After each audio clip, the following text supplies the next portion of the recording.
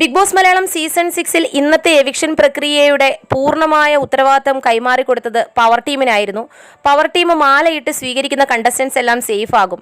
എന്നാൽ പ്രേക്ഷകർ ചാനലിൻ്റെ കമൻറ്റ് ബോക്സുകളിൽ മുഴുവനായി പറയുന്നത് പോകേണ്ട മത്സരാർത്ഥികളെയൊക്കെ സേഫാക്കി നിങ്ങൾ വെച്ചിരിക്കുന്നു, എന്നാൽ വന്ന മത്സരാർത്ഥികളെ പുറത്തേക്ക് വിടുന്നു എന്നുള്ള ഒരു ചോദ്യം, അവർക്ക് കളിക്കാൻ അവസരം കൊടുത്തില്ല എന്നാണ് പ്രേക്ഷകർ അവിടെ കമൻറ്റ് ബോക്സ് നിറച്ചിരിക്കുന്നത്.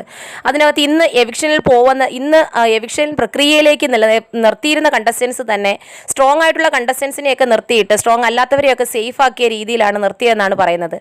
അതിനകത്ത് ജാസ്മിനും ജിൻഡോയും സായി കൃഷ്ണ, അപ്സര, നന്ദന, അഭിഷേക് ജയദീപ് ഇത്രയും പേരെയുമാണ് എവിക്ഷൻ പ്രക്രിയയിലേക്ക് നിർത്തിയിരുന്നത്. അതിൽ മാലയിട്ട് അകത്തേക്ക് സ്വീകരിക്കുന്ന മത്സരാർത്ഥികളെല്ലാം സേഫ് ആവുകയും മാലയിടാത്ത മത്സരാർത്ഥി എവിക്റ്റ് ആവുകയും ചെയ്യുമെന്നതായിരുന്നു പ്രക്രിയ. അതിൽ അഭിഷേക് ജയദീപാണ് പുറത്തേക്ക് പോയത്. അഭിഷേക് ജയദീപിന് അവിടെ സേവ് ആക്കിയ കണ്ടസ്റ്റൻസിനെക്കാട്ടിയും ഒക്കെ സപ്പോർട്ട് കുറവാണോ? അല്ല എന്നാണ് പ്രേക്ഷകർ പറയുന്നത്.